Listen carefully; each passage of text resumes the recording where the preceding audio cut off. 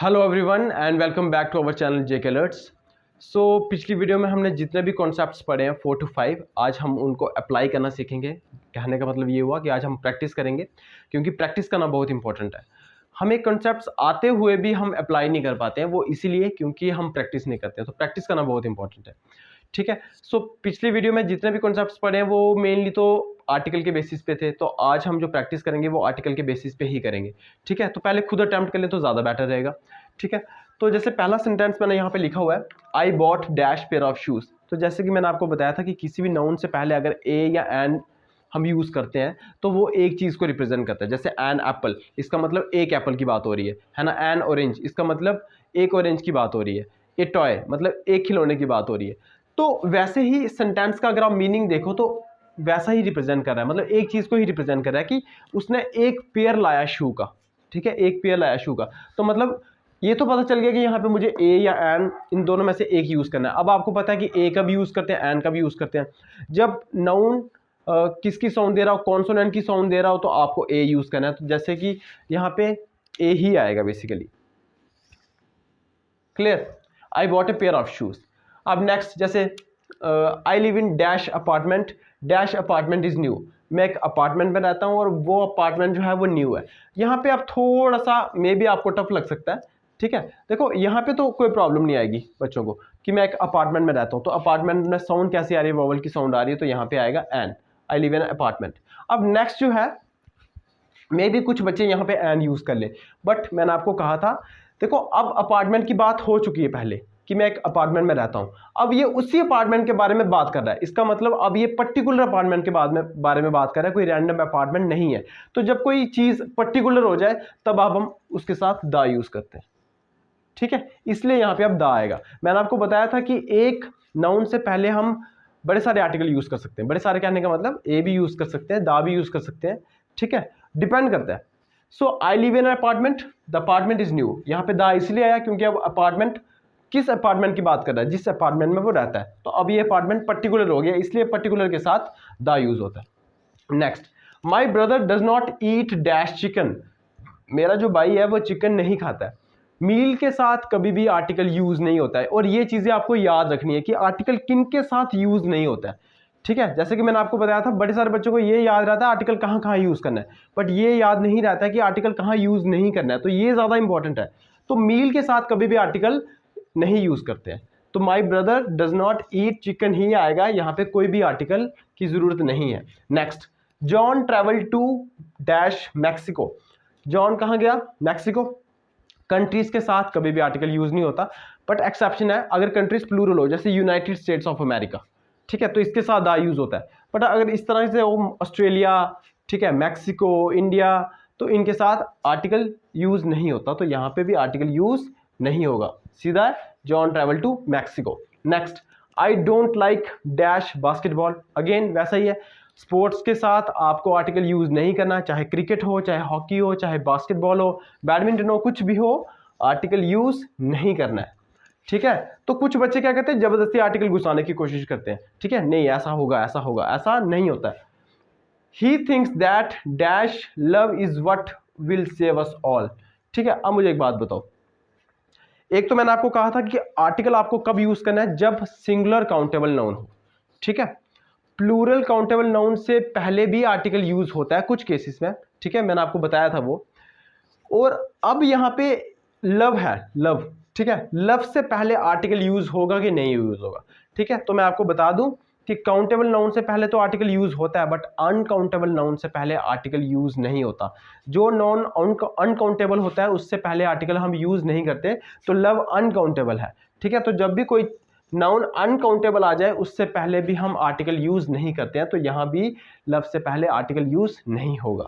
Next, I watched dash video you had sent me. देखो अब मैंने वो वीडियो देखी जो तूने मुझे सेंड की थी। देखो अब ये पर्टिकुलर वीडियो की बात कर रहा है, कोई ऐसे रैंडम वीडियो की बात नहीं कर रहा है। तो जब भी पर्टिकुलर चीज आ जाए, है ना, पर्टिकुलर की बात आ जाए, तो आपको क्या यूज करना होता है, the.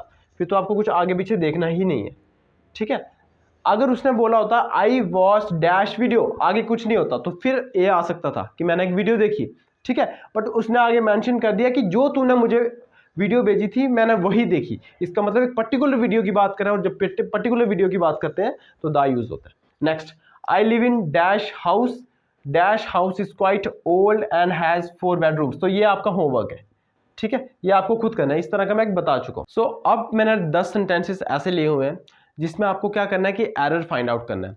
Error of course article के बेस पे ही होगा, क्योंकि हम आर्टिकल की प्रैक्टिस कर रहे हैं, बट इस फॉर्म में भी आपको पूछा जा सकता है, इसलिए मैंने अब इस फॉर्म में आपको सेंटेंसेस दिए हैं, ठीक है, फिलअप्स की फॉर्म में नहीं दिए। तो आपको अच्छे से सेंटेंस को पढ़ना है, पहले जो एरर होगा आपको लिखना है कॉपी पे, एंड देन एक्सप्लेनेशन सुननी है, ठीक है। तो जैसे पहला सेंटेंस मैंने लिखा हुआ था, English is spoken by English all over the world.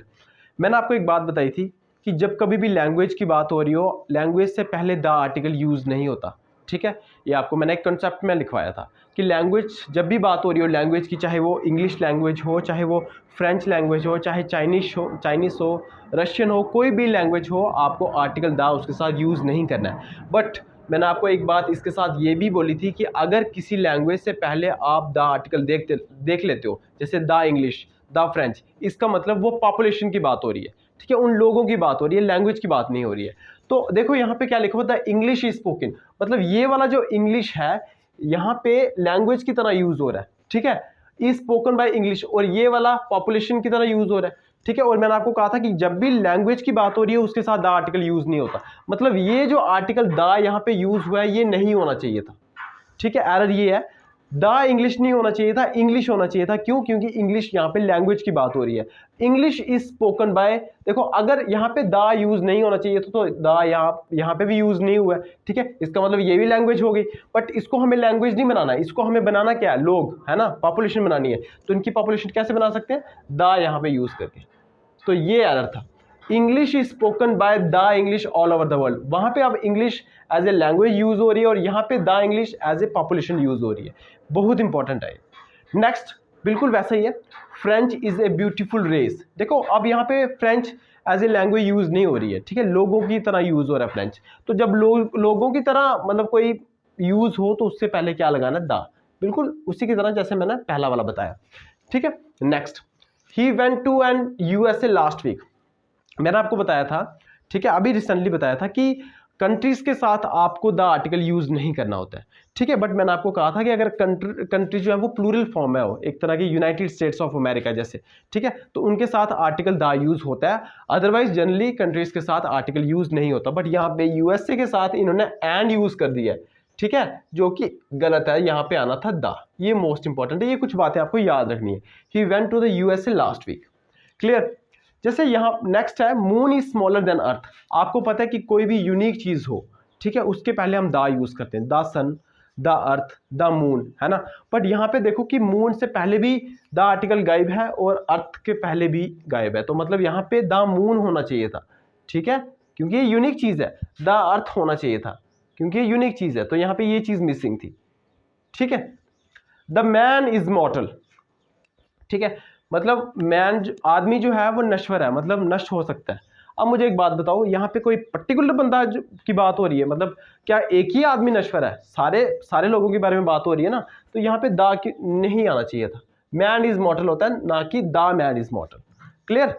Next, he is a boy who had won the award for honesty, ठीक है, ये वही लड़का है जिसने ऑनेस्टी के लिए अवार्ड जीता है, ईमानदारी के लिए अवार्ड जीता है। तो देखो अब यहाँ पे पर्टिकुलर लड़के की बात हो रही है, पर अगर पर्टिकुलर लड़का की बात हो रही है तो हमें पता भी लगना चाहिए ना कि वो लड़का पर्टिकुलर है। बट यहाँ पे तो ए यूज हुआ है, तो ए से तो पता नहीं चलता है कि कोई पर्टिकुलर है, किससे पता चलता है, द से। तो he is the boy who had won the award for honesty, clear. Next sentence, all boys are sleeping now, clear, सारे बॉयज सो रहे हैं। इसका मतलब कोई पर्टिकुलर लड़कों की बात हो रही है, ऐसा तो दुनिया में बड़े सारे बॉयज हैं, ठीक है, सारे सो रहे होंगे, बट यहाँ पे किसी पर्टिकुलर बॉयज की बात हो रही है। वैसे तो आपको लगेगा कि बॉयज प्लूरल काउंटेबल नाउन है, प्लूरल काउंटेबल नाउन से पहले आर्टिकल मैंने कहा था नहीं लगता, जनरली नहीं लगता, बट कुछ केसेस में लगता है। और मैंने आपको यह भी बताया था कि किस केस में लगता है, जब कोई पर्टिकुलर की बात हो रही हो। देखो अब पर्टिकुलर बॉयज की बात हो रही है जो सो रहे हैं,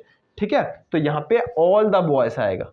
वैसे तो बॉयज अगर होता, ठीक है, जनरल फॉर्म में होता तब यहाँ पे नहीं लगता, बट यहाँ पे पर्टिकुलर बॉयज की बात हो रही है इसलिए यहाँ पे द आएगा। Water is essential for all creatures on this earth. ठीक है, यहां पे मैंने वाटर से रिलेटेड 2 दिए, इसका कंसेप्ट मैं आपको बताता हूं, ठीक है, बट इसका आंसर आपने मुझे कमेंट सेक्शन में देना है। ठीक है, और थर्ड वाला भी मैं आपको, मतलब थर्ड वाले का भी आपने मुझे कमेंट सेक्शन में आंसर देना है कि इसमें क्या गलती होगी। ठीक है, और यार किस चीज़ की रिक्वायरमेंट है और गलती क्या है, ये आपने सेकंड 10th वाला तो आपने मुझे कमेंट सेक्शन में देना है। इसका कॉन्सेप्ट मैं आपको बताता हूँ अभी, ठीक है, बट इसका आंसर भी आपने मुझे कमेंट सेक्शन में देना है। अब यहाँ पे दोनों जगह वाटर है, water is essential for all creatures on this earth, इस अर्थ में, ठीक है, सब क्रिएचर्स के लिए पानी बहुत जरूरी है। और नेक्स्ट लिखा है मैंने, water in that pool is very sweet. वैसे तो जनरली अगर मैं बात करूं मटेरियल नाउन की, तो मटेरियल नाउन के साथ आर्टिकल हम जनरली यूज नहीं करते। ठीक है, मटेरियल नाउन के साथ हम जनरली आर्टिकल यूज नहीं करते। ठीक है, तो यहाँ पे वाटर मटेरियल नाउन है। ठीक है, और जैसे कि मैंने आपको कहा कि वाटर के साथ आर्टिकल यूज नहीं करते हम जनरली। ठीक है, मटेरियल नाउन के साथ जनरली हम आर्टिकल यूज नहीं करते, तो आप समझ गए होंगे कि इसका आंसर अब क्या होगा। ठीक है, बट नेक्स्ट वाला सेंटेंस जो है ना वो थोड़ा सा ट्रिकी है, water in that pool is very sweet. इसका आंसर आपको मुझे खुद देना है। मैंने ये बता दिया कि वाटर जो है वो मटेरियल नाउन है और मटेरियल नाउन के साथ जनरली हम आर्टिकल यूज नहीं करते हैं। ठीक है, तो इस सेंटेंसेस में हमने आर्टिकल के बेसिस पे प्रैक्टिस की है। ठीक है, तो मिलते हैं नेक्स्ट वीडियो में। Thank you.